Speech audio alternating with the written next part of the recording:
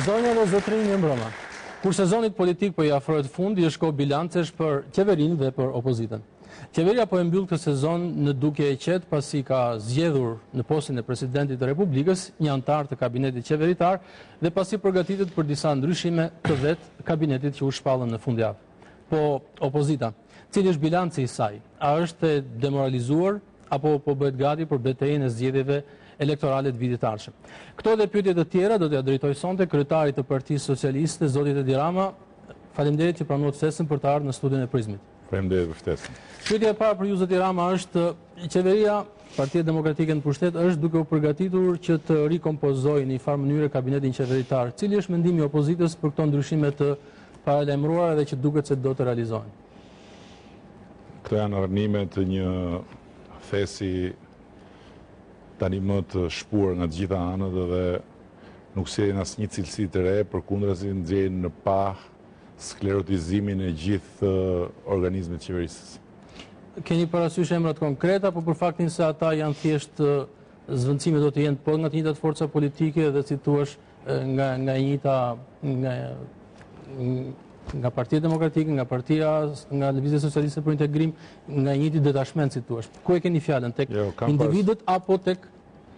Kam parasysh simbolikën e figurës së ministrit të ri të brendshëm, që është shëmbulltyra e mediokritetit, e vulgaritetit dhe militantizmit agresiv të Partisë Demokratike në vite, dhe që pas këtaj do të jetë ministri i punëve të brendshme të Republikës së Shqipërisë. Kjo është një fytyrje për ministrin e ardhshëm të brendshëm, të cilin do të kemi rast, nuk e kemi sot këtu, por megjithatë ky është mendimi i opozitës. E prisnit apo nuk e prisnit ndryshimin e kabinetit qeveritar mbas procesit të presidentit zoti Rama? Spari të flasë për shëmbulltyrë të mediokritetit, vulgaritetit, militantizmin agresiv nuk është një fytyrje, është një konstatim. Së dyti, as nuk e prisja dhe as nuk çuditëm s'përbën asnjë ngjarje, e përsëris është thjesht një arnim i një thesi të shpuar nga të katër anët, që arën pas arëne në fakt po bie dal nga dal për tokë dhe do të plandoset përfundimisht në zgjedhjet e ardhshme të vitit 2013. Po komentojnë edhe ndryshimet që po propozon Lëvizja Socialiste për Integrim. A keni një mendim për ministrat që vinë nga kjo parti? Unë jam gjithsesi i befasuar nga vulgariteti me të cilin kryeministri e trajton kabinetin qeveritar, kur thotë se këto janë vende të lira dhe partia me cilën ne kemi marrëveshje në koalicion mund t'i plotësoj me këtë dojë.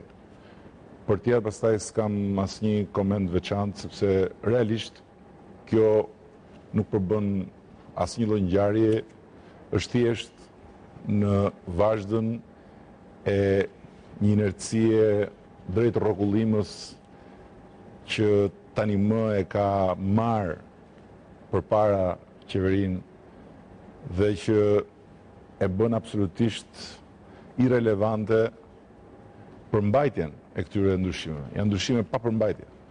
Faleminderit zoti Rama. Përpara se të kalojmë te pyetjet e tjera të intervistës dhe te biseda jon për çështje të tjera politike, ju ftoj të ndjekim së bashku një përmbledhje të shkurtër të zhvillimeve më të fundit të mbylljes së procesit të zgjedhjes së presidentit të Republikës. Le ta ndjekim së bashku.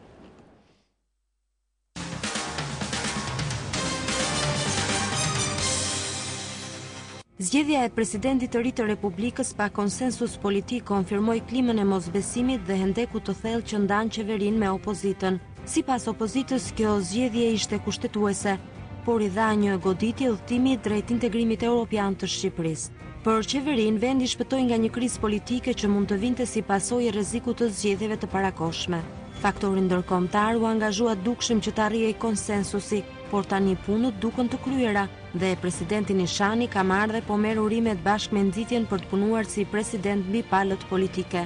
Javët e procesit të zgjedhjes së presidentit sollën jo pak surpriza dhe modyshje. Sidomos sa i takon qëndrimit të Lëvizjes Socialiste për Integrim dhe drejtuesit të saj Ilir Meta, sidomos me takimin e papritur privat me kryetarin e Partisë Socialiste Edi Rama. Ndërkohë me shuarjen e ëndrrës presidenciale, Fatos Nano ka deklaruar se do të aktivizohet në politik dhe ka lënë të kuptohet se edhe mund të synojë të rimarrë drejtimin e partisë, të cilën e bashkëthemeloi në vitin 1991.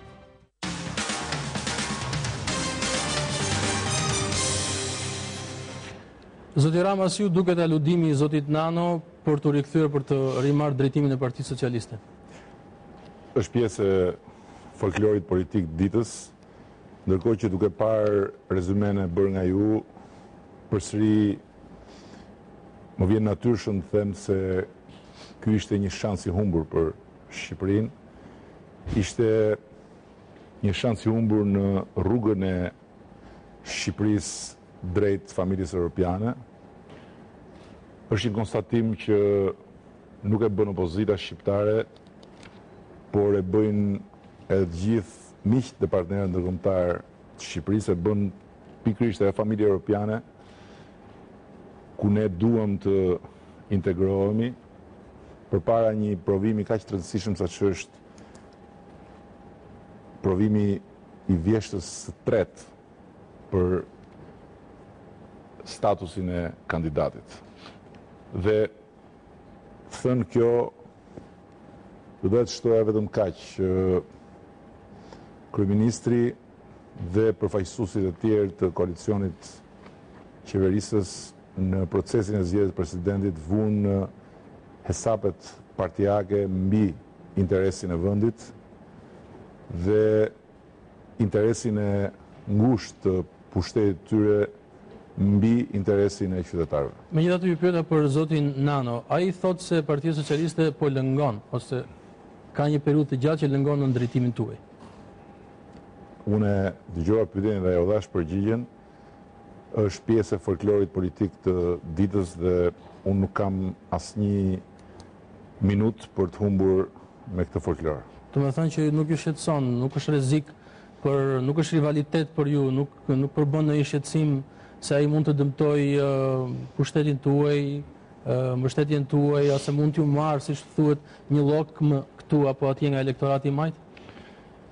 Kur ju thoni pushtetin tuaj, nuk e di çfarë keni parasysh, po unë di që unë nuk kam asnjë pushtet. Influencën tuaj në elektoratin e majt. Unë drejtoj Partinë Socialiste, udhëheq opozitën shqiptare në një moment jashtëzakonisht vështirë për vendin dhe kam detyrimin që të përfaqësoj interesat e të gjithë atyre qytetarëve e qytetarëve që sot kanë një nevojë alarmante për ndryshim, sepse nuk arrin dot më të përballojnë jetën e tyre, nuk arrin dot më të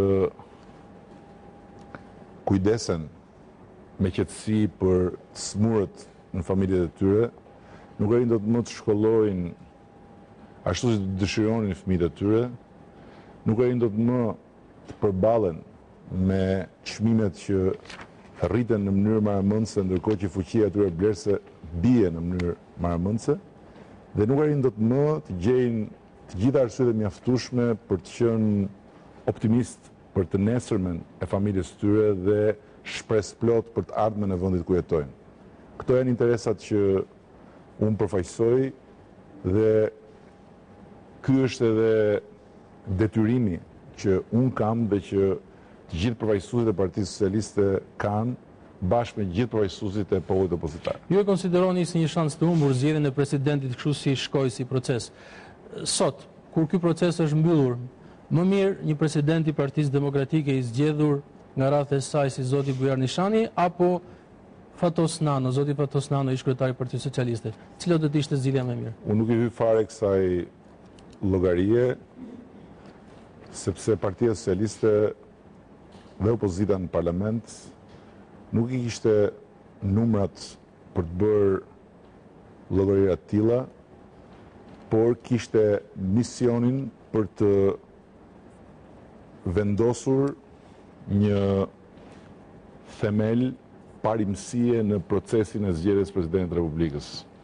Një themel parimësie bazuar në atë çka është fare e qartë për Shqipërinë e për përfaqësuesit politik shqiptarëve në vigjiljen e provimit 3 vjeshës në Bruksel. Dhe blejoni të them që në vjeshtën e ardhshme në Bruksel, Shqipëria nuk do të jetë përpara një provimi për një certifikat, për një diplomë apo për një flet lavdërimi, por do të jetë përpara një provimi për të marrë një status të ri. Një status që do të afronte Shqipërinë me familjen europiane dhe do ta bënte vendin ton më të mbrojtur nga përballja me problemet e rënda ekonomike dhe sociale që pas një dyshim do të shkojnë duke u mprehur dhe vitin e ardhshëm kur ne do të fitojmë zgjedhjet dhe unë do të jem kryeministri i Shqipërisë, na duhet që të përballemi me këto probleme duke me gjas mos e pasur vendi statusin e kandidatit. Do të mbrim dhe thot tek këto dy çështje, pra te statusi, tek statusi i Shqipërisë si vend kandidat, ashtu dhe tek besimi që ju keni për të qenë vitin tjetër kryeministri i Shqipërisë. Po më përpara doja të pyesja, zoti Rama, a është opozita sot e demoralizuar pas humbjes së betejës për të fituar konsensusin për zgjedhjen e presidentit? Nuk ka humbur opozita në një betejë, ka humbur Shqipëria një sfidë. Opozita ka bërë betejën e saj me një plan qartësisht parimor dhe me moralin e interesit kombëtar dhe të përfaqësimit të interesit të çdo familje shqiptare.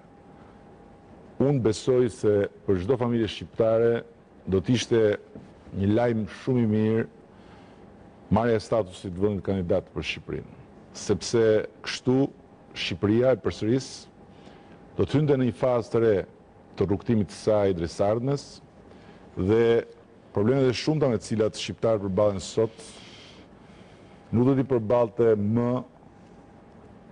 si sot. Pra do të ishte e rrethuar me shumë më tepër miq dhe partner, tamam si një familje. Ajo që njerëzit duhet kuptojnë, dhe besoj një pjesë e kanë kuptuar, është se përkatësia në familjen europiane do të thotë ndarje jo vetëm me një vizioni dhe një perspektive të përbashkët të zhvillimi, por edhe ndarje e halleve dhe problemeve mes antarëve të kësaj familje. Ndërsa mos përkatësia në këtë familje do të thotë vetmi, do të thotë izolim, do të thotë pamundësi për të përballur me probleme kaq të mprehta, ashtu siç do të duhet dhe siç do të meritonin shqiptarët. Pyetja ime zoti Rama ishte, a është demoralizuar opozita edhe pas kësaj analize që ju bëni? Dolet nga një betejë që ju e quajtët që e humbi Shqipëria etj etj. Ka komente që e shohin të demoralizuar opozitën? Unë nuk e di kush shet demoralizuar, por përsa më takon, jo vetëm që opozita nuk është demoralizuar, po unë nuk shoh pse opozita teorikisht duhet të jetë demoralizuar. Shpesh herë të përfshirë nga dëshpërimi i arsyeshëm për shumë çka nuk shkon, të përfshirë nga revolta për skandalet e njëpasnjëshme që plasin para syve të tyre, të përfshirë nga zemrimi për gjërat cilat sigurisht do të ishte shumë mirë të mos ndodhnin për shkak të keq qeverisjes, njerëzit i kthehen opozitës dhe në një farë mënyre vendosin edhe shenjën e barazimit mes qeverisë dhe opozitës. E kuptoj vërtet plotësisht ndjenjën e frustracionit që provon çdo njeri kur gjendet në kushtet që gjenden sot shqiptarët e zakonshëm, në përballje me kaq shumë padrejtësi dhe me kaq shumë pamundësi dhe në humbjen e shpresës dhe të besimit që projektohet her pas here edhe si revolt, apo si dëshpërim, apo si mërzi ndaj opozitës. Por është e padrejtë. Opozita ka bërë dhe bën gjithçka mundet, por njerëzit asnjëherë nuk duhet ta harrojnë se në fundit vendoset me vota dhe votat për të vendosur në parlament i ka pushteti, nuk i ka opozita. Për një çështje konkrete, zoti Rama ka një kritik për ju që ju nuk i shkruat procesit, nuk propozuat emra, mbajtet një lloj distance nga procesi, gati sikur kërkuat që ai të bllokojë. Një prononcim të ngjashëm kemi edhe nga zoti Kukan, deputet i Parlamentit Evropian, kryetari i Komisionit për Europën Juglindore, mund ta dëgjojmë shkurtimisht bashkë.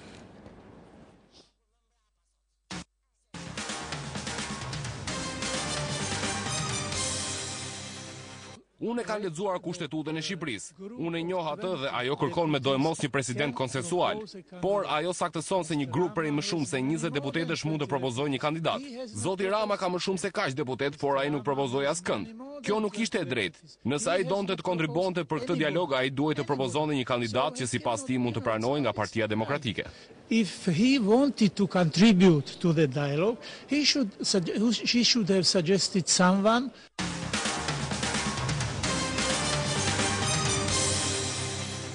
Pra zoti Rama, në kushtet kur qeveria dhe opozita gjithmonë janë dy palë ndërluftuese dhe asnjëra nuk pranon tjetrën, në Shqipëri kemi zakon të drejtohemi arbitrit ndërkombëtar. Dhe figura e zotit Kukan është një eurodeputet, është komisioni që merret me Shqipërinë dhe me rajonin, kështu që ja përse e u aselim atë për të thënë që ju sipas tij keni një defekt në këtë proces. Zoti Kukan është një njeri i mirë, është një njeri i ditur, i kulturuar, është i djathtë, përfaqëson Partinë Popullore Europiane në një strukturë të Parlamentit Evropian që merret me Shqipërinë, pra ka një partipri dhe është larg si një arbitër. Arbitër ndërkombëtar do quaja Odirin në rastin kur monitoron zgjedhjet, ndërsa të tjerët janë miq, janë partner, kanë këndvështrimet e tyre. S'është e thënë që gjithmonë të kenë këndvështrime asnjanse. Po ka mbajtur qëndrime kritike edhe ndaj qeverisë zoti Kukan në të kaluarën. Po vazhdoi dhe në këtë rast unë sigurisht nuk jam dakord me atë që thot zoti Kukan, edhe pse jam dakord shumë shpesh me zotin Kukan, i cili ka dhënë jo një, po një sër prononcimesh për çështjen e zgjedhjeve të presidentit dhe ka bërë shumë të qartë qëndrimin se ky ishte një shans i humbur për Shqipërinë. Për sa i përket çështjes garës, ata që kërkojnë të gjejnë një tmet apo konstatojnë një tmet në proces nga ana jonë për faktin që ne nuk futëm dikën garë, s'kan kuptuar më asgjë pastaj nga gjithçka ne kemi përcaktuar në vizionin ton për zgjedhjen e presidentit drejt një konsensusi. Nuk mund të ketë konsensus me garë. Konsensusi mund vendoset nëpërmjet dialogut. Dhe Shqipëria ka precedent për këtë në zgjedhjen e presidentit Mojsiu. E nga ana tjetër, ajo që thuhet se ne nuk kemi propozuar asnjë kandidat, përsëri çalon. Çalon qoftë për faktin që ne nuk mund dot të fusnim askënd në një garë që s'ishte garë, pasi ne nuk i kishim votat për të fituar garën, dhe pasi Shqipërisë nuk i duhet një garë, po i duhet një president konsensual i votuar nga të gjitha palët, dhe nga tjetër, më lejoni t'ju them që fjala vjen, ne kemi marrë shumë propozime edhe nga deputet, edhe nga të tjerë, dhe në tavolinë kemi mbështetur konkretisht një propozim konkret të një shqiptari të njohur, të një shqiptari të respektuar, si Ismail Kadereja. Ismail Kadereja ka bërë një propozim.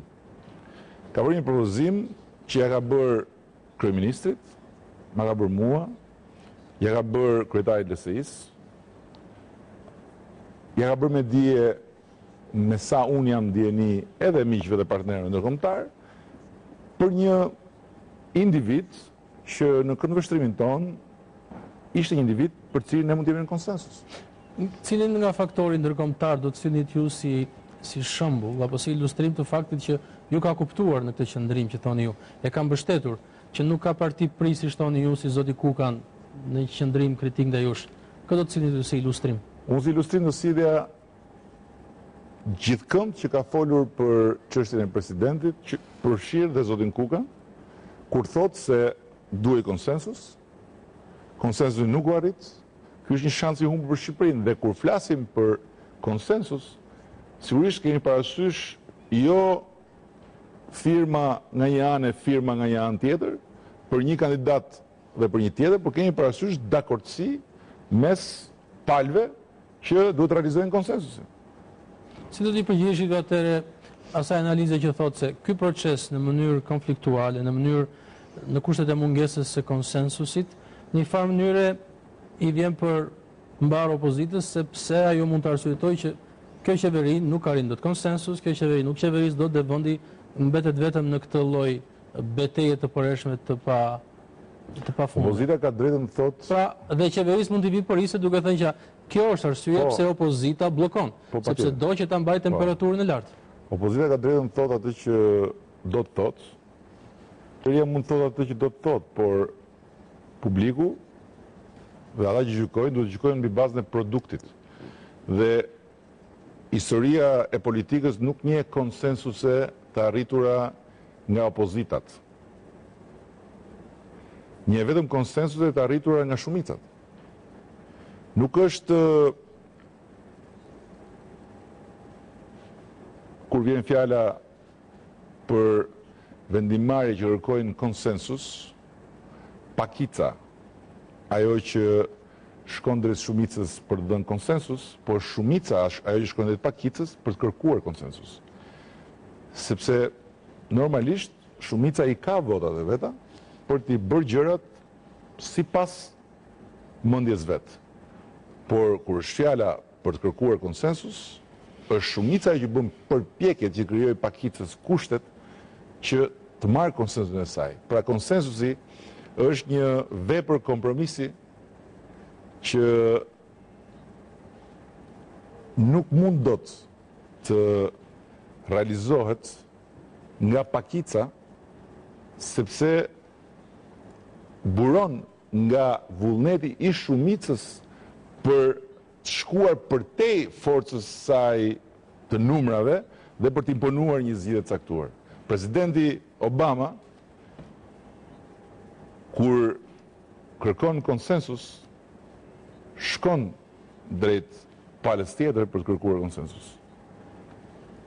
Dhe kjo ndodh edhe kur e ka dhe kur se ka shumicën në Kongres apo në Senat.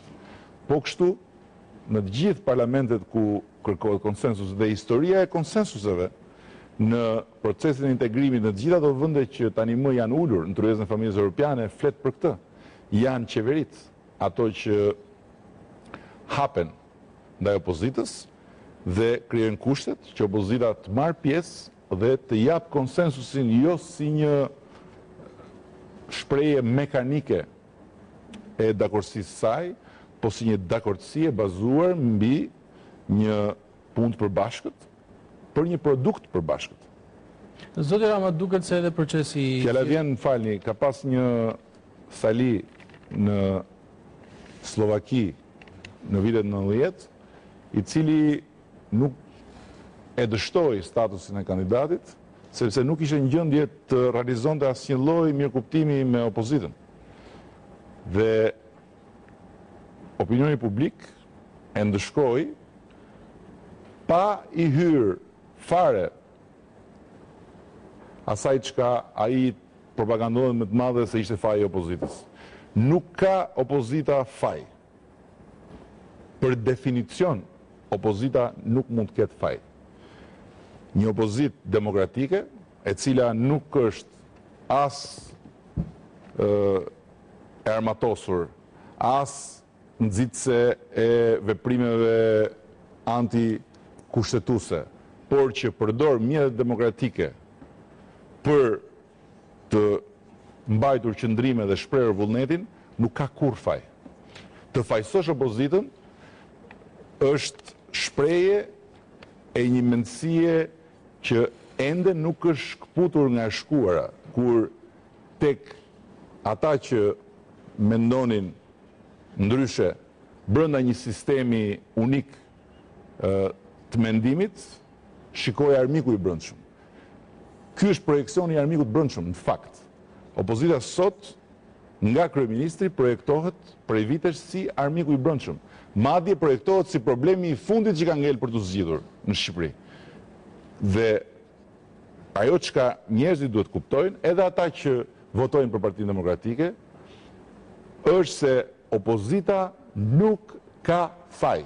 Nuk mund të fajsohet opozita për paaftësinë e qeverisë, për të realizuar konsensuse, për të realizuar vepra të përbashkëta me bashkëdorësinë e opozitës në pamundësinë për të krijuar opozitës kushtet që ajo të marrë pjesë. Fjala vjen tek çështja e presidentit. Më lejoni t'ju jap shumë shkurt atë që ndoshta e kam thënë më parë, po përsëritja në këtë rast nuk është e tepërt. Që unë jam thënë shumë qartë kryeministrit.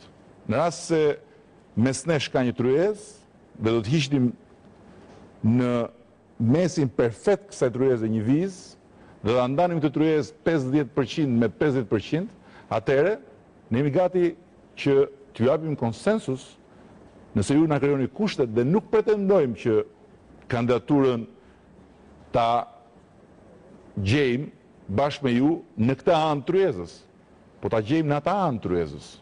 Pra, të shkojmë drejt mesit të artë, duke synuar një profil i cili sigurisht mos jetë i lidhur në mënyrë në rrugë partijake me ju, me ne jo, por që të mishëroj atë që ka kërkojmë, një figurë të votueshme nga dyja palët. Çfarë mund të bënte opozita më shumë? Të votonte Bujar Nishanin, të votonte Arbeni Mamin, të votonte Artan Hoxhën. Opozita nuk mund ta bënte dot këtë, sepse do duhet të merrte pjesë në kurorëzimin e një kandidature që do të ishte mishërim i vullnetit të kryeministrit dhe i ngjyrës së Partisë Demokratike. Është një analizë që e bën edhe qeveria nga ana e vet, dhe kur ju thatë që opozita asesi nuk mund të gabojë, asesi... Jo, opozita, jo. Unë nuk thash opozita nuk mund të gabojë. Që nuk ka faj... Opozita... Që faj duhet kërkuar te qeveria. Opozita nuk është një makineri perfekte në asnjë vend. Dhe sigurisht opozita mund të ketë të mendat e saj. Por, për definicion, opozita nuk ka faj. Për definicion.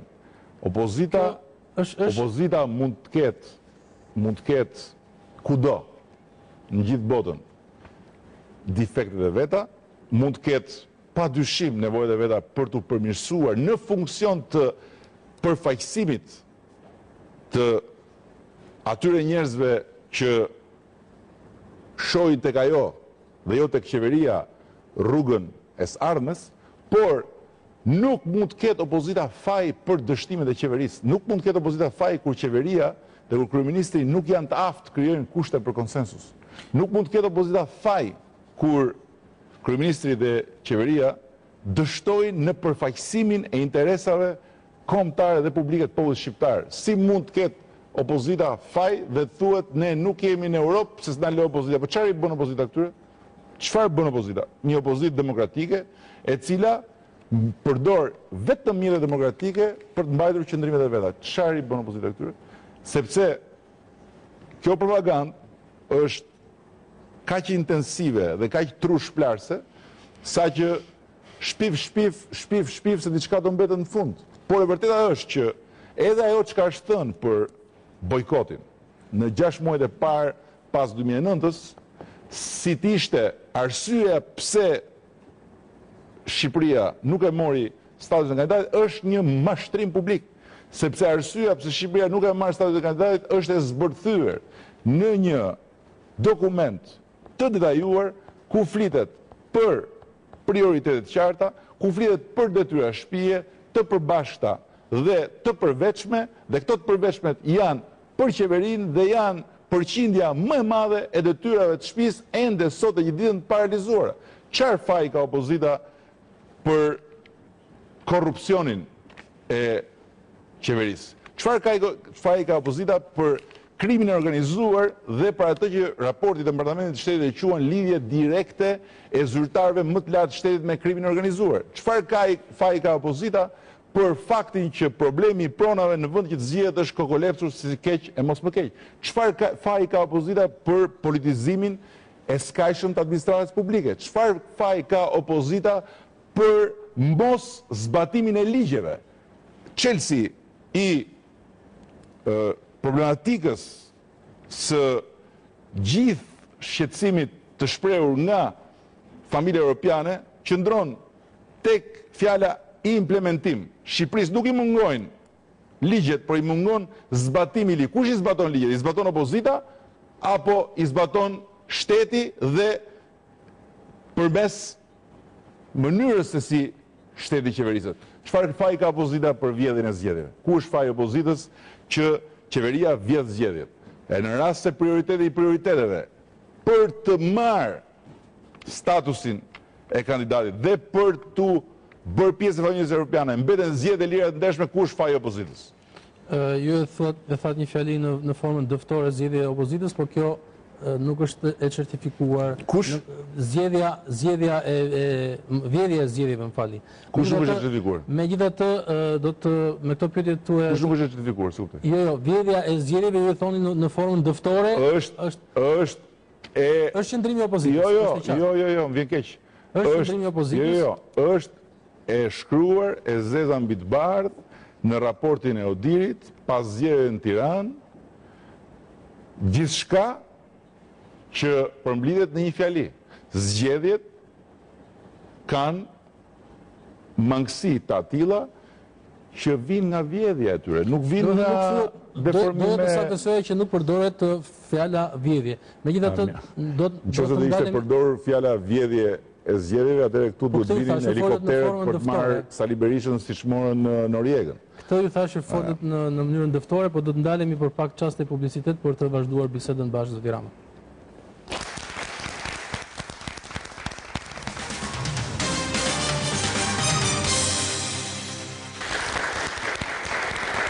Rikthehemi në studion e Prizmit. I ftuar sonte është kryetari i Partisë Socialiste të Opozitës, zoti Edi Rama. Zoti Rama, opinioni publik duket se ka një humbje të thellë, do thosha unë, të besimit e klasa politike.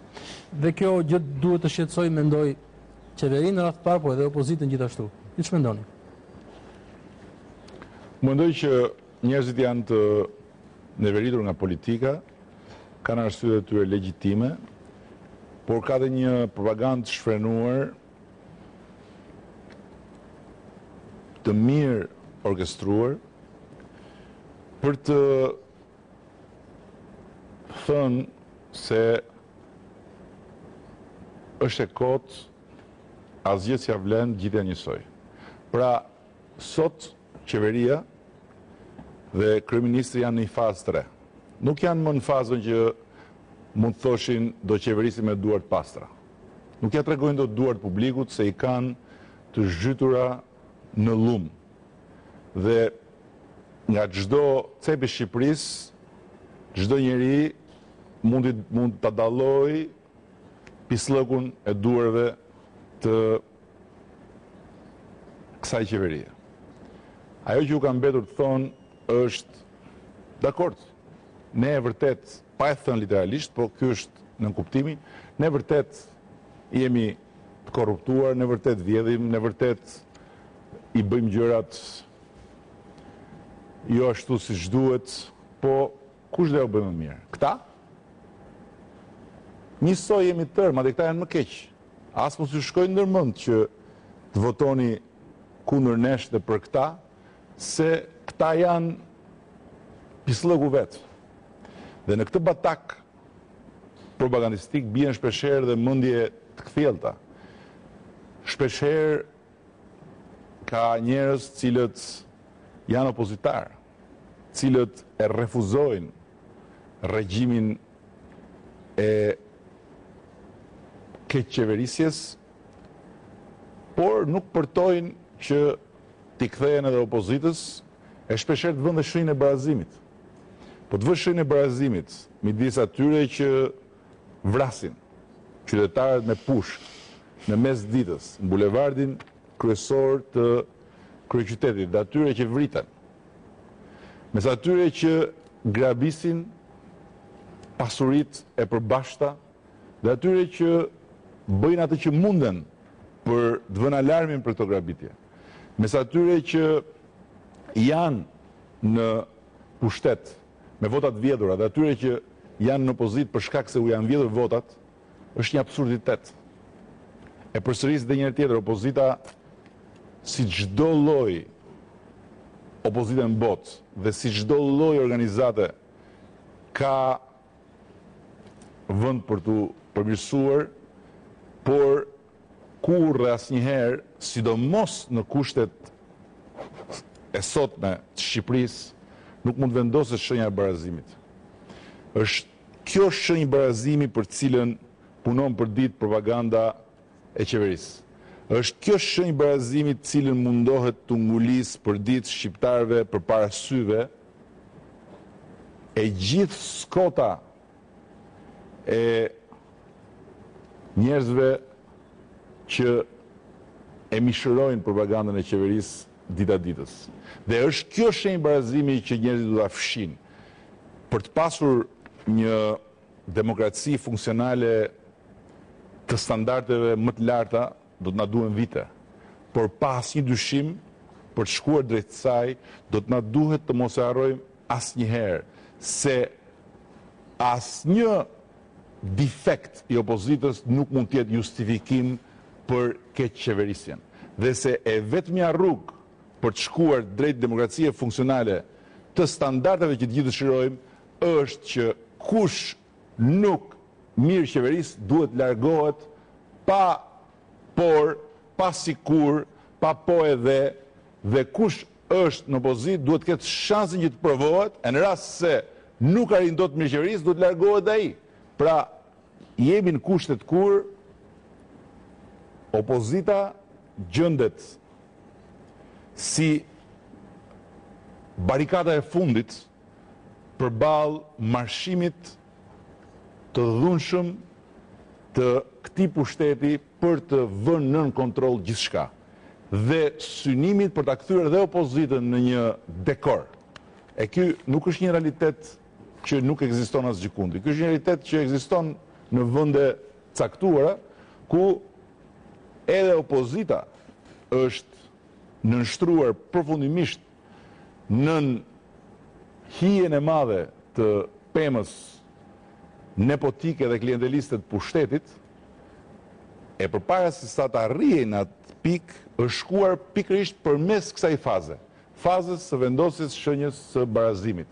Vërtet këta që qeverisin janë të padurueshëm, por është e kotë sepse dhe këta tjerët s'ja vlen t'i provojmë se do jenë po aq të padurueshëm, madje shikoj si janë. Dhe për këtë arsye unë them që çdo shqiptar sot do ta kuptojë që në këtë shenjë barazimi mishërohet një projekt diabolik i njehsimit të njërës palë me tjetrën për të shuar energjinë opozitare, për të mpirë nervin opozitar, për të zhbërë sensin e revoltës opozitare që është natyral tek njerëzit e zakonshëm. Do t'ju pyes zoti Rama për misionin dhe produktin e vizitës tuaj në Bruksel. Cili ishte misioni? Jeni inkurajuar nga fitoria e të majtës në disa vende të Evropës? Jo, ishte një takim i parashikuar me kryeministrin belg. Është një mik. Jam njohur me të në Partinë Socialiste Europiane dhe rasti e solli që të koincidonte takimi edhe me momentin pas zgjedhjes së presidentit të Republikës dhe sigurisht ishte po ka kënaqësi takoj edhe një mik tjetër që është presidenti i Parlamentit Evropian dhe një nga figurat më të spikatura të familjes socialiste europiane, ish kryetari i grupit parlamentar të socialistëve demokratëve europian në Parlamentin Evropian, Martin Schulz. Ndoshta opozita në Shqipëri, majta në Shqipëri ndihet siç thashë e inkurajuar nga fitoria e majtës në Belgjik, në Francë, por duhet ta pranojmë se pjesë e pravambetjes së Shqipërisë është edhe fakti pikërisht që përkundër tendencave dhe rrymave që lëvizin në Europë, Shqipëria përsëri duket sikur nuk ka fort lidhje me këto. Si është rasti me Partinë Socialiste? Ju inkurajojnë vërtet këto? Shqipëria sot do të ishte e qeverisur nga ne, nëse ne do ishim lënë që pasi fituam zgjedhjet të zgjidheshim. Ne zgjedhjet i fituam dhe nuk u lam të zgjidhemi sepse zgjedhjet e vitit 2009 u vodhën. Dhe dëshmia më ulëritëse e faktit që zgjedhjet u vodhën ishte mungesa e plotë e kurajës kryeministrit për të bërë transparente atë që gjendej në kutitë e votimit më dhe zgjedhore. Kryeministri kishte një shans historik për të provuar të kundërtën dhe me atë rast për ta relativizuar opozitën deri në prag të asgjësimit, duke i thënë publikut që këta njerëz që mbetën shesheve dhe mbetën rrugëve duke protestuar, thjesht gënjejnë. Dhe fajin e ka kryetari i tyre i cili nuk do të pranojë humbjen. Shikojeni njerëz se si kanë humbur këta. Dhe mjafton të hapte atë që gjendej në kutit e të vërtetës, e në rast se do të provoj se Partia Demokratike i kishte fituar zgjedhjet, sigurisht do të ishte një fitore e dytë dhe shumë më e madhe që do e kishte bërë autostradë edhe fitoren e vitit 2013. Por, unë e kuptoj shumë mirë se pse kryeministri nuk pati kurajon ta bënte këtë sfidë ndaj opozitës dhe ta qetësonte popullin e tërë dhe të mos krijonte asnjë arsye as për bojkot parlamentit, as për protesta, as për asgjë, madje përmes asaj sfide ta relativizonte tërësisht opozitën dhe ta turpronte publikisht. Të qëndrojmë pak në ngjarjet e javëve të fundit, zoti Rama. Ju me siguri dini që ka kuriozitet me pakta që mund të thuhet të madh nga publiku lidhur me atë se çfarë ndodhi mes jush dhe zotit Ilir Meta. Cili është kuptimi i afrimit dhe i ridistancimit, i rilargimit brenda disa javësh mes dy politikanëve, Edi Rama dhe Ilir Meta? Çfarë ndodhi në fund? Unë nuk e di është akoma ky kuriozitet, shpresoj që të jetë shuar sepse unë e kam sqaruar disa herë dhe edhe kjo që ju thoni afrimi dhe rilargimi, në fakt s'ka pas afrim dhe rilargim, ka pasur një moment komunikimi me kryetarin e LSI-s, i cili unë e kam thënë që ditën e pas takimit, e them dhe sot, nuk e di sa kanë kaluar tani nga takimi, që është një kundërshtar. Unë kam takuar një kundërshtar politik, nuk kam vajtur të takoj një mik të vjetër, apo nuk kam vajtur të ulem me kryetarin e LSI-s për të rishkruar historinë ose për të rektifikuar qëndrimet e mia apo të Partisë Socialiste, po kam vajtur të takohem për një çështje madhore që për mua ishte dramatikisht e rëndësishme për Shqipërinë, zgjedhja e presidentit të Republikës, sepse ja kam thënë kryeministrit në tryezë që po të flas si kryeministri i gjysmës së dytë të vitit ardhshëm. Unë besoj që e kam detyrë të them si kryeministri i sotëm dhe që pretendon të jesh prap kryeministër, nga pozitat e njeriut që do jetë kryeministri i gjysmës së dytë të vitit ardhshëm dhe më pas që ne së bashku nuk na lejohet që të mos kuptojmë rëndësinë historike të këtij momenti. Nuk na lejohet që të humbasim shansin për herë të tretë të marrjes statusit kandidatit dhe vitin e ardhshëm, kur as unë dhe as ju nuk e dini se në çfarë dinamikash do jetë familja europiane, rrezikojmë të hymë në limbo, rrezikojmë të mbetemi jashtë vëmendjes familjes europiane, sepse familja europiane ka sekëlldira të mëdha. E pra, viti i ardhshëm duhet na gjejmë me status. Unë dua që vitin e ardhshëm të qeverisë një vend me statusin e kandidatit. Dhe për mua nuk ka qenë as pak thelbi i gjithë përpjekjes emri i Presidentit të Republikës. Ka qenë e ardhmja europiane e Shqipërisë. Ka qenë fati europian e Shqipërisë që ishte në dorën e përfaqësuesve politik të shqiptarëve dhe që nuk kishte arsye madhore në botë që ti refuzoi shqiptarëve një president që t'i përfaqësonte të gjithë për të çuar në presidencë një noter partijak. Më lejoni të sjell këtu në studio atë që është kërshëria, nëse doni kështu, e opinionit publik. Për ju për shembull, ishte e papritur kthesa apo rikthimi i zotit Ilir Meta në koalicion atëherë kur u duk se ai bëri shenjat. Unë nuk e kam parë kryetarin e LSI-s për asnjë moment jashtë koalicionit. Unë nuk as kur e kam takuar dhe mbasi e kam takuar, unë nuk e kam konceptuar për asnjë moment që po flisja me dikë që ishte jashtë koalicionit. Kam folur me një partner të koalicionit. Fakti që kemi një histori të përbashkët me dritë dhe me hije të forta ka ndihmuar qoftë një takim informal, mbasi unë kam bërë një ftesë publike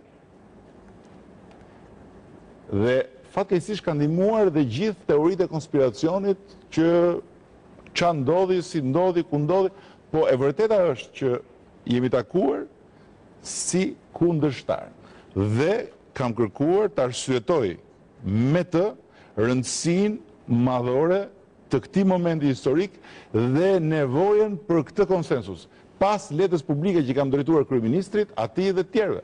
Dhe sigurisht që e kam pasur parasysh edhe faktin që mund të prodhoj një kosto publike si rezultat i gjithë teorive të konspiracionit dhe i gjithë llojeve të moralizimeve shterp në hiç.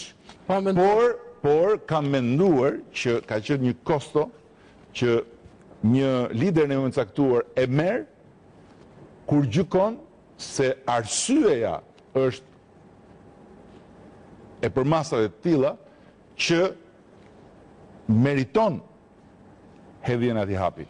Dhe e përsëris dhe një tjetër, arsyeja ishte e një përmasat atil që e meritonte hedhjen atij hapi. Para thirrur në ndim konspiracionet zoti Rama, për shembull, editoriali juaj i famshëm, thirrja për të rrëzuar shpejt qeverinë, ishte i nxituar, ishte i parakoshëm? Unë nuk kam bërë thirrje për të rrëzuar shpejt qeverinë. Unë kam bërë një bot urimin që inshallah editorial, s'kam bërë na zënë këtë qeveri. Nuk kam bërë as urim. Ka bërë një analizë, mendoj shumë të kthjellët, e cila padyshim bazohej në disa fakte konkrete. Jemi në 100 vjetor e pavarësisë. Sot jemi në fund të qershorit. Për pak muaj është dita e pavarësisë. Çfarë ndjejmë në vendin tonë, në qytetet tona në këtë 100 vjetor? Ndjejmë në një ndryshima, ndjejmë në një frym ceremonia, ndjejmë në një gjë që na çon drejt 100 vjetori, asgjë, zero. Ndërkohë që ju e dini shumë mirë që në vende të tjera të familjes europiane, ku ne duam të integrohemi, në përvjetor të saj natyre, i gjithë viti është një ceremoni, i gjithë viti është një gjendje feste, i gjithë viti është një situatë patriotike e stimuluar me imazhe, me aktivitete, me vepra publike të një rëndësie caktuar dhe me një kujdestari të posaçme në raport me historinë. Anën dekorative Asgjë nuk ndjejmë. Situata ekonomike. Asgjë nuk ndjejmë. Por nuk ka lidhje kjo me situatën ekonomike. Ana dekorative, ana e veprave që thoni ju, e dekorit. Kjo ka lidhje me vizionin, nuk ka lidhje fare me situatën ekonomike. Unë ju siguroj që me mundësitë e vogla ekonomike që ka qeveria, sikur ne t'ishim qeveri dhe unë t'isha kryeministri, do të kishte qenë një gjë krejt tjetër. E atëre, këto nuk i ndjejmë. Nga ana tjetër, veprat e premtuara për pavarësinë, stadiumi i ri, parlamenti i ri, apo ato shtatoret e reja, e monumentet e reja, nuk i shohim gjëkundi. Të gjitha kërkojnë mjete financiare. Nuk janë të gjitha të premtuara për pavarësinë, pra, janë premtuar solemnisht, janë thënë që do inaugurohen për pavarësinë, nuk i shohim gjëkundi. Statusin e kandidatit rrezikojnë të mos e marrin, e çfarë mund të bëjmë ne për pavarësinë? Një gjë simbolike, ta pavarësojmë Shqipërinë e vitit 2012 nga kryeministri. T'ja heqim qafe shqiptarëve këtë kryeministër dhe t'u japim mundësinë 28 nëntor të gëdhien dhe thonë të paktën ndodhi kjo. Se gjë tjetër nuk duket ndodhi.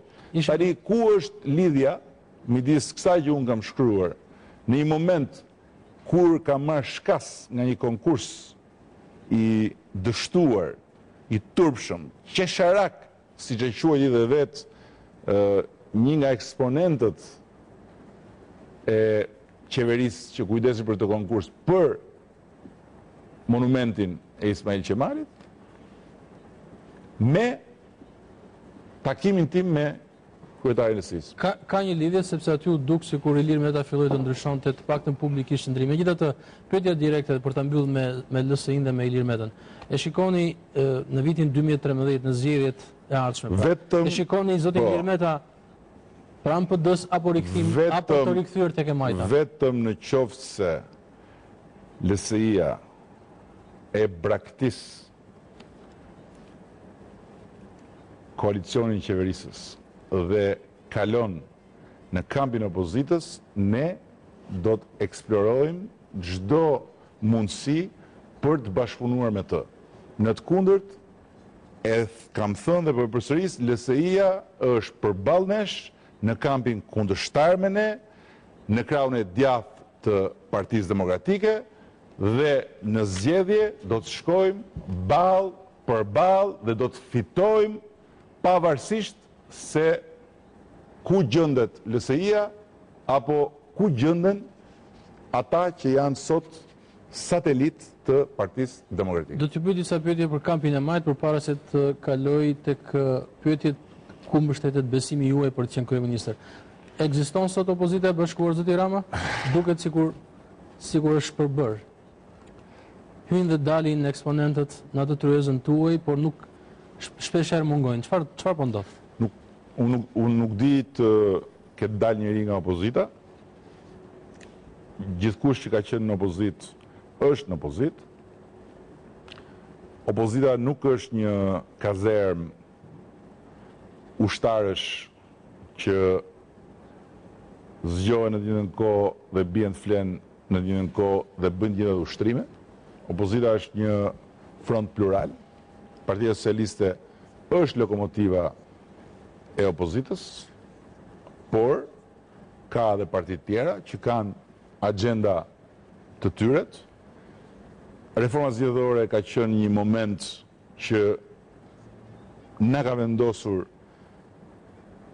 në pozicione diferente, por këtu s'ka asnjë çudi, s'ka asnjë arsye për të thënë se është shpërbër opozita. Jo, opozita është ajo që ishte, ka pasur një aksion intensiv të përqendruar me të gjitha forcat të bashkuara, në të gjitha tribuna, në të gjitha sheshe dhe me të njëjtin motiv, ka një periudhë që është më e diversifikuar në qëndrime, por kjo nuk përbën absolutisht një arsye për të thënë se opozita është shpërbër, po përbën një arsye për të parë që opozita është një familje plurale dhe që ka diversitet në agenda pa harruar asnjëherë që kryefjala është e përbashkët. Që nuk kam fjalën të fitojë zgjedhjet e vitit 2013. Nuk e kam fjalën thjesht, disa kritika që shpesh përsërisin zotrin Gjinushi, edhe Ngjela, po edhe Pascal Milo për mënyrën se si u drejtoni atë tryez. Po fjala është edhe për zotin Ndoka për shkakun që e ka lënë të hapur gati të nënkuptuar që është gati të largohet nga opozita. Është drejt. Përmend. S'ka asnjë problem. Un kam qenë sot me kryetarin e PDK-s, kemi diskutuar shumë miqësisht, sigurisht që ai ka qëndrimin e tij, është në opozit, por fare natyrshëm shpreh disa kërkesa cilat kërkon që të merren në konsideratë. Zëra nga brenda tryezës dhe nga opozita nuk janë dakord me idenë që keni, të paktën ose programin që keni, planin që keni për të dhënë konsensusin edhe për heqjen e imuniteteve, një ndër ato 4 pikat që ju keni parashtuar, për arsyeën se në këto kushte kur Partia Demokratike në mënyrë fare të hapur, si thua, ka edhe institucionin e presidentit, do të ketë nesër atë të prokurorit të përgjithshëm të Republikës dhe kështu me radhë, faktori politik në opozit do të jetë më i shantazhueshëm, do jetë më në presion për arsye të këtyre pushteteve që do të ekzistojnë aty, pra do të zvoglojë faktori i veprimit opozitar. Është mendimi. Për shembull, zoti Gjinushi ishte këtij mendimi, e ka thënë në intervista. Ju ç'më mendoni? Unë nuk ndajt një mendim. Sepse? S'ndajt një mendim dhe ju falenderoj për këtë pyetje se më jepni mundësinë që të shpjegoj pak të vërtetën lidhur me një maskaradë të përsëritur të kryeministrit, i cili e trajton çështjen e imunitetit si një çështje e cila mbahet bllokuar nga ne, sepse pengon një jashtëqyrë këshill miliarderësh në Partinë Socialiste. Dhe dua të sjell vëmendje këtu që kur 3 deputetëve të Partisë Socialiste u është kërkuar imuniteti, apo më saktë parlamenti është kërkuar imuniteti 3 deputetëve të Partisë Socialiste për të dhënë sqarime për ngjarjet e 20 janarit, të 3 deputetët e Partisë Socialiste brenda 15 minutash, mbas lajmit të nxjerrjes së kësaj shkrese nga prokuroria, janë shprehur publikisht dhe kanë thënë që ne jemi të gatshëm të heqim dorë nga imuniteti. Dhe heqja e imunitetit tyre është votuar unanimisht. S'ka pasur asnjë rezistencë. Ne, si Parti Socialiste, e kemi thënë kohën parë, e kemi thënë qysh në mandatin e shkuar, se për ne s'ka imunitet. Dhe e kemi provuar që kur është kërkuar imuniteti për arsyet e prokurorisë, pa hyrë fare në ka drejt, s'ka drejt, na pëlqen, s'na pëlqen, është gjë e dur, s'është gjë e dur, menjëherë kemi pranuar heqjen e imunitetit dhe të 3 deputetët ju siguroj e kanë bërë as pa u vënë në kontakt me mua paraprakisht dhe unë e kam parë shprehjen e vullnetit të tyre menjëherë nga mediat. Pra, këtu nuk bëhet fjalë fare që ne vetë si opozit kemi ndonjë arsye për të penguar heqjen e imunitetit. Faleminderit zoti Rama, do të ndalemi përsëri për pak çaste publicitet, do të vazhdojmë bisedën në studio.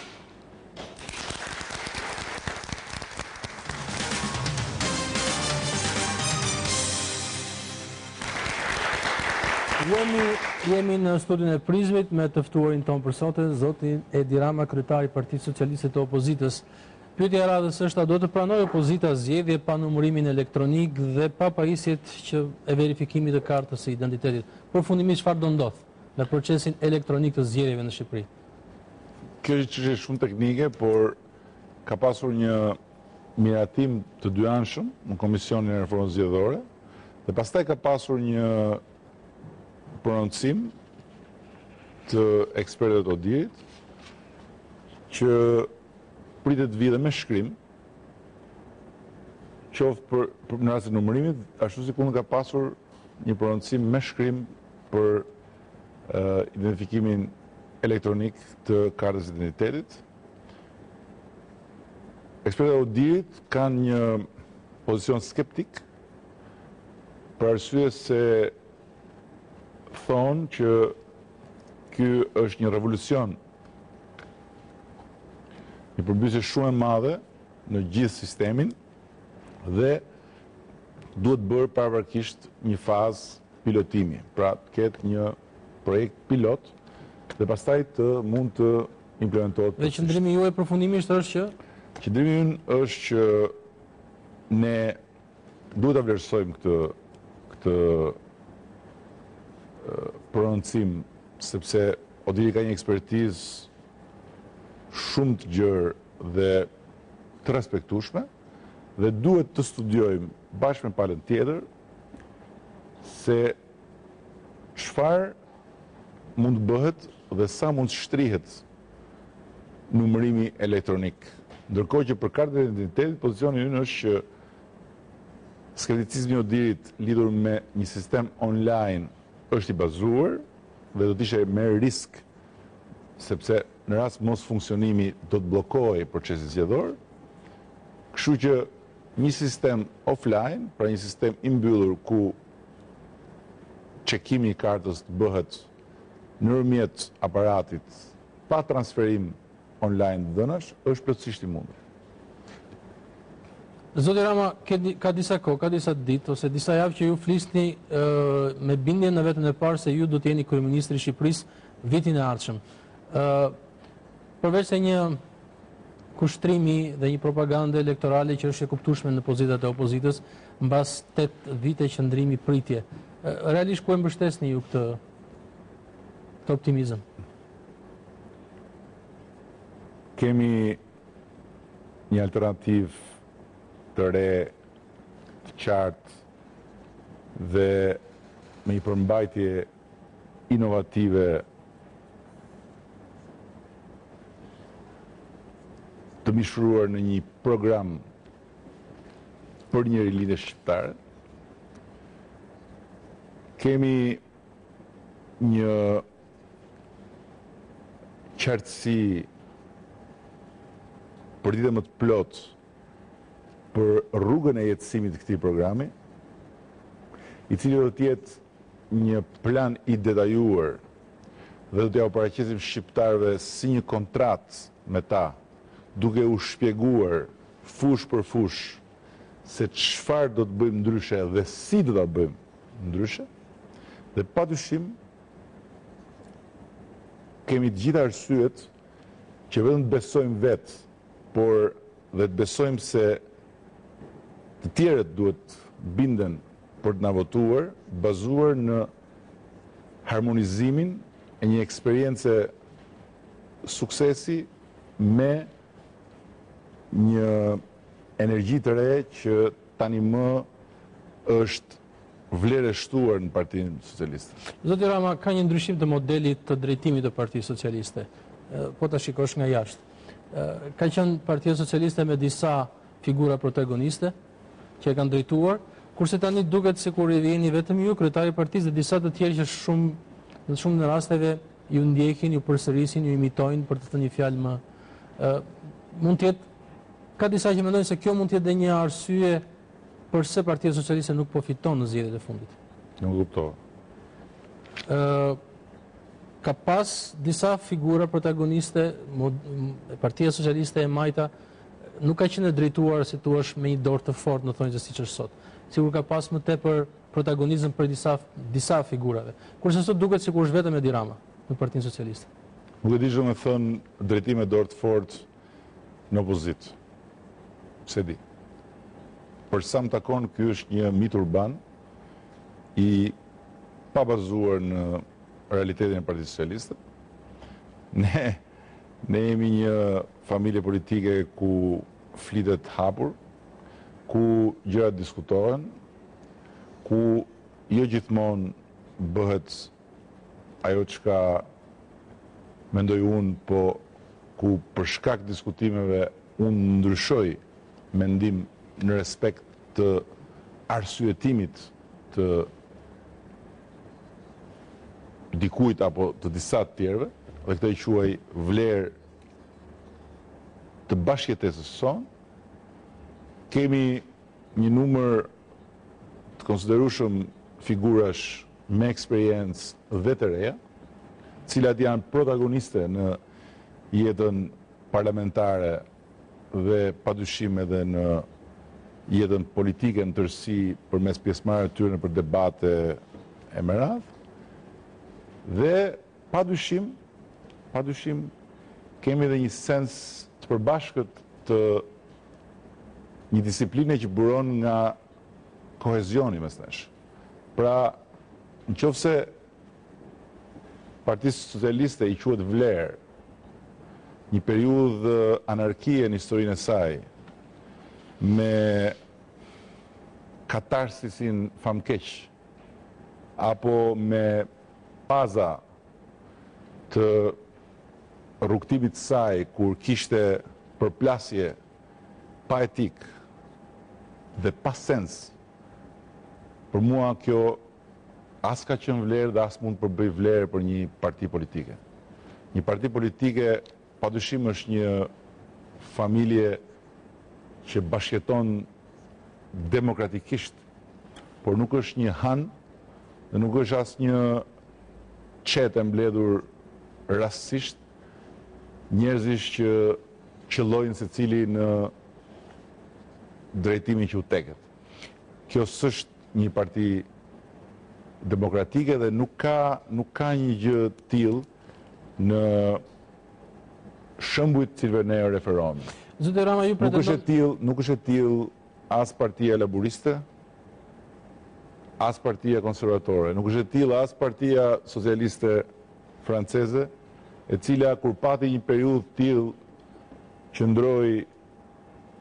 qëndroi bindshëm në opozit për shkak të këtyre lloj diversiteteve të deformuara deri në një gjendje anarkie, nuk është e tillë asnjë parti fituese. Ne jemi një parti që nuk jeton as në vete, as për vete.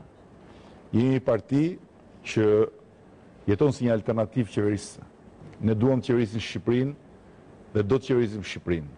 Dhe nuk e përfituaroj dot një forcë politike qeverisëse që nuk ka një sens të brendshëm, kohezione dhe disipline dhe që ngatron interesin publik me çështje interesash që natyrshëm janë aty, por që s'mund të kthehen kurrë në agjendën e publikut.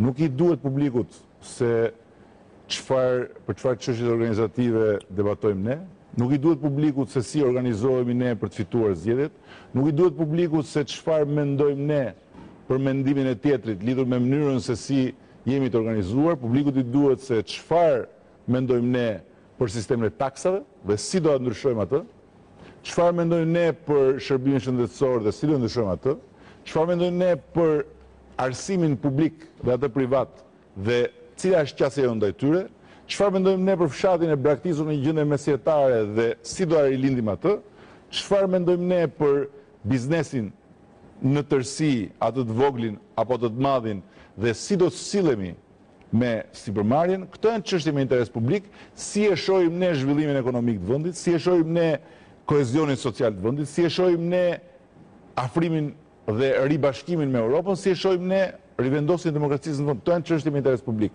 Dhe për këto çështje sigurisht që Partia Socialiste nuk mund të ketë 72 mendime të ndryshme, por nga rrahja e mendimeve brenda nesh është formësuar një program dhe padyshim që nuk keni pse mërziteni nëse cilindoj që pyesi për programin do të përsërisi njëjtën gjë, sepse këto janë çështje për cilat ne ndajmë njëjtin mendim. Ju mendoni se demokracia e brendshme në PS shkëlqen? Po demokracia e brendshme është një nocion i cili rëndom këtu keq kuptohet dhe abuzohet. Unë mendoj që në Partinë Socialiste ka demokraci për sa kohë ka votim, për sa kohë ka po ashtu dhe respekt për shumicën. Këto dyja janë element që janë aty dhe po ashtu për sa kohë ka edhe vëmendje ndaj çdo mendimi pakicë. Zoti Rama, qëndrimi juaj pa ndryshuar ka qenë se zgjedhjet në vitin 2009 dhe në vitin 2011 janë manipuluar. Ju thoni janë vjedhur. Janë vjedhur. A keni menduar se çfarë do të thoni? A keni menduar se çfarë do të thoni nëse humbisni zgjedhjet në vitin 2013, që është një opsion? Zgjedhjet ose i fiton ose i humbet. Mund të jetë opsion për ju e për mua.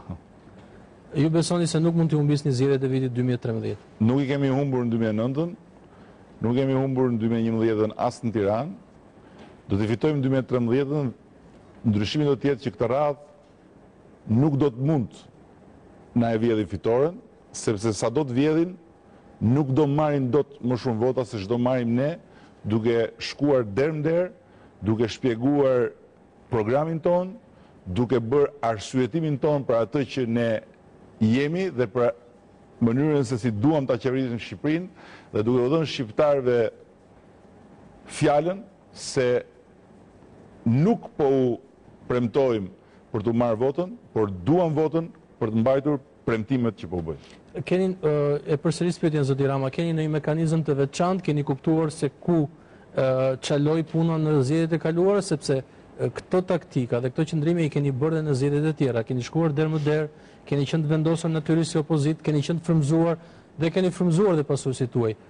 Çfarë do të bëni që ta kapërceni atë që ju e shikoni si rrezik? Ja u thash pra, nëse në Tiranë me një vjedhje industriale gjithë koalicioni kundër nesh dhe kundër meje personalisht ngeci tek 10 votat e fundit, në zgjedhjet e vitit 2013 do të jenë mira e 10 mira më shumë vota se 10 vota.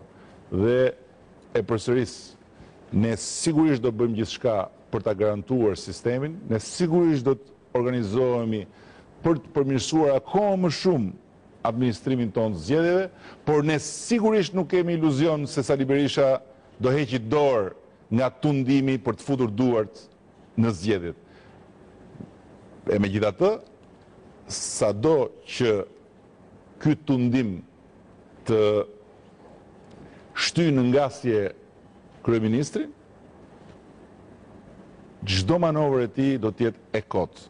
Ne do t'i mobilizojmë njerëzit dhe njerëzit do të mobilizohen së bashku, sepse për ditë më shumë ata janë të bindur se duhet një fillim i ri, duhet një rrugë e re dhe padyshim duhet një forcë e re në qeverisje. Dhe pastaj kanë të gjithë kohën për të na gjykuar, për të na kritikuar dhe madje edhe për të menduar se si do të na largojnë për të sjellë të tjerët përsëri. Por gjëja që unë do të thosha gjithë shqiptarëve është që opozita nuk mund të bëhet me faj për fajt e keq qeverisjes.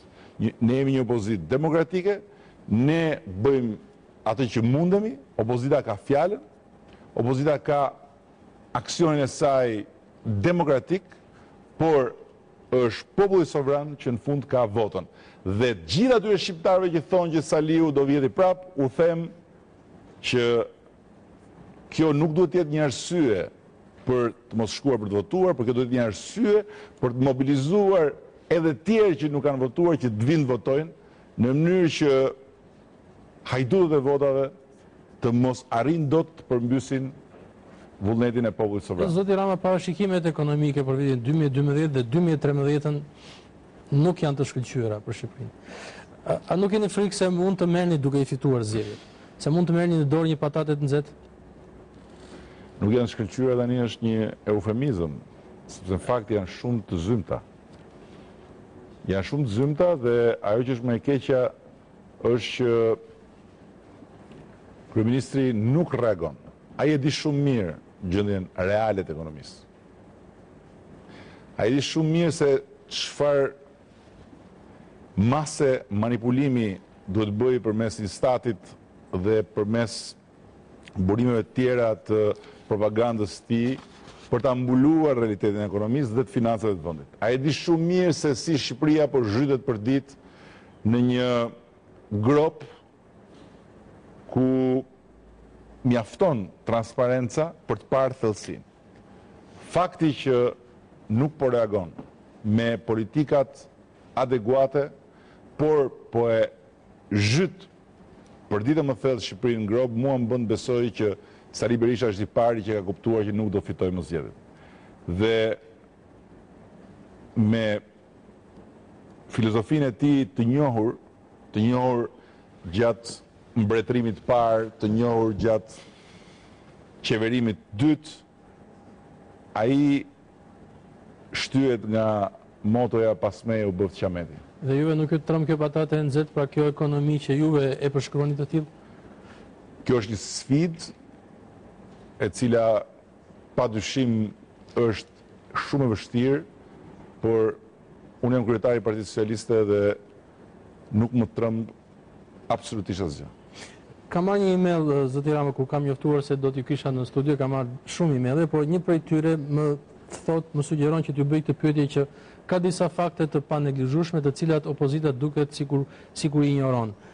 Duket sikur ju nuk flisni për interkoneksionin, për projektin e interkoneksionit Kosovë-Shqipëri, apo për disa koncesione nga Partia Socialiste, duket sikur vetëm Erion Braçe ka marrë flamurin e luftës antikorrupsion, sikur zoti Rama është më prudent. E para punës një herë, Erion Braçe është nën kryetari i grupit, nuk është një njeri nga rruga që flet diku pranë godinës Partisë Socialiste. Po këto janë çështje kryesore që e dyta punës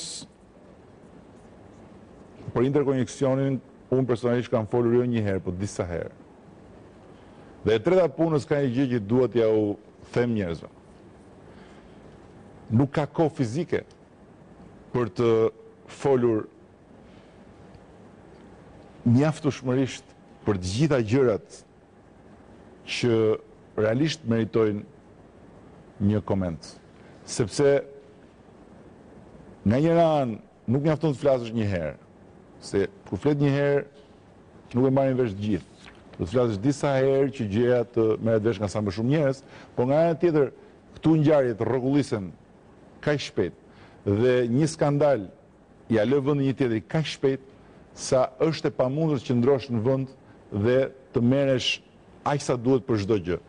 Një qeveri në Europë mund të ketë një, mund të ketë dy, mund të ketë në rastin më të keq 3 skandale, jo të këtyre përmasave që janë këto të përjafshme thuajse të kësaj qeverie, po të përmasës që Europa e quan skandal. Ndërsa këtu, sot që flasim, ne jemi në studio, në një kohë që në Shqipëri po shkon drejt përmbushjes një akt mirëfilli kriminal i qeverisë. Po grabitet e drejta publike e lotarisë kombëtare. Lotaria kombëtare kjo lotaria është më shumë e rëndësishme se sa ato që përmendëm, interkoneksion. Po jo, më janë të gjitha shumë të rëndësishme. Për këtë një ndalur dhe keni gjetë kohën dhe keni folur. Jo, më janë të gjitha shumë të, po kanë folur për interkoneksionin disa herë. Lotaria kombëtare është një drejt publike dhe çdo qeveri në një vend normal, demokratik, e përdor këtë lojë ku merr pjesë publiku si një mënyrë për t'i kthyer përfitimet nga kjo lojë në investime për publikun. Ka gjithfarë lloj qasjesh. Jo më larg se dje, një qasje ishte publikuar në një media për si menaxhoi lotaria kombëtare në një shtet, në shtetin e Virginias. Dhe në një masë të madhe të ardhurë shkojnë arsimit publik.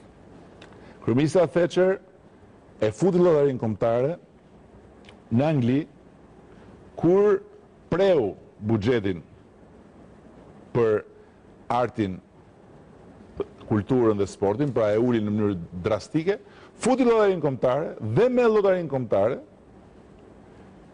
nxiti përmes përfitimeve të marra nga pjesëmarrja e publikut në lojë, pikërisht kulturën, artin, sportin, trashëgimin kulturore dhe charity, bamirësinë. Në Kroaci, lotarinë kombëtare e menaxhon shoqata e personave me aftësi të kufizuar dhe të ardhurat shkojnë për këtë shtresë. Ne mendojmë që Udhëheria Kombëtare duhet organizuar për të financuar politikat rinore dhe sportin. Pra, si ka mundësi që një vlerë në rendin e mbi 30 milion eurove në vit që i paguajnë njerëzit që marrin pjesë në lojë të shkojë në xhepin e një subjekti privat. Si ka mundësi? Kjo është një grabitje e një drejte, sepse kjo është e drejtë publike dhe asnjë shtet serioz nuk e shet këtë drejt tek një privat. Dhe subjekti në fjalë që rrezikon ta marrë të drejtë është një klientel e kryeministrit dhe ministrit financave. Do t'ju sjell tani disa opinione që kanë ardhur për emisionin Prizën përmes emaileve. Njerëz të ndryshëm që kanë mësuar që ju do të ishit i ftuar në studio. Partia Socialiste nuk mundet, thot dikush, që në të njëjtën kohë edhe të jetë me njerëzit, edhe të bëjë llogari jo fisnike me gishta nën tavolinë.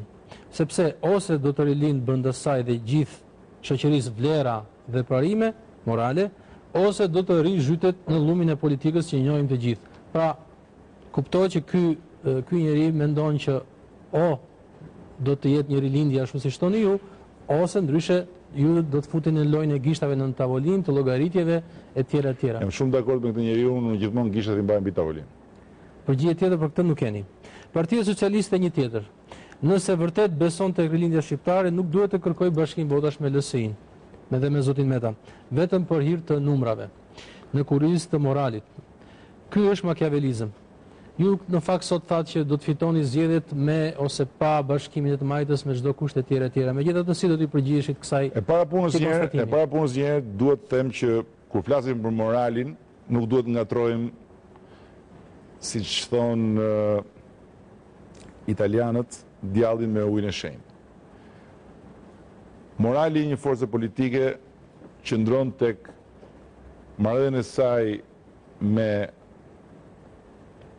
ata që përfaqëson dhe me shtetin. Nuk është çështje personash, por është çështje e një sistemi vlerash dhe parimesh. Morali i një force politike, siç është Partia Socialiste, qëndron tek vlerat dhe parimet tona. Ne themi, jemi kundër taksës shesht. Taksa e shesht cënon më doptit dhe lehtëson më të pasurit. Ne duam një taksim ndershëm, ku kush fiton më pak, të paguajë më pak, dhe kush fiton më shumë, të paguajë më shumë. Taksa e shesht është kundërta. Ne themi që pavarësisht se njerëzit janë pa punë, janë 1 milion pa punë në Shqipëri. Dhe për këtë arsye janë pasiguruar, është e padrejtë që shteti të mos u shërbej kur ata janë të smur. Dhe në rast se pala tjetër ka një moral që thot se cili sipas xhepit dhe Zoti për gjithë, ne themi jo, se cili sipas mundësive dhe shteti për gjithë, që do të thot që kush nuk ka mundësi të paguaj për shërbimin shëndetësor, do marrë atë falas. Ne themi që padyshim arsimi privat është një forcë që duhet njohur dhe duhet inkurajuar, por nuk mundet të mbivendosë arsimi publik. Dhe arsimi publik është ajo pjesë që duhet mbaj peshën kryesore në arsimimin e publikut për ne.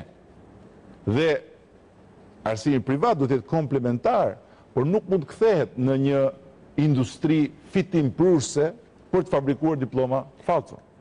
Dhe e kështu me radhë, atëre, në qoftë se ne do të refuzonim vlerat mbi të cilat ngrihet edhe e gjithë kjo paket alternativash në raport me palën tjetër, dhe do thoshim për hir të pushtetit ne po bashkohemi tani me këdo qoftë dhe s'ka problem. Kush fiton më shumë, le të paguaj më pak. Për hir të pushtetit na duhen votat e disa super vipave dhe ne bëjmë pazar me ta. Dhe themi, s'ka problem. Na jepni juve parat për fushatën, na jepni juve mbështetjen në ekranet që ju financoni dhe ne nuk do t'ju taksojmë. Ky është morali dhe këtu është imoraliteti i një force politike në raport me publikun. Tani të marrin marrëdhënie me shtetin. Ne themi që problemi i korrupsionit është i problem sistemik në Shqipëri.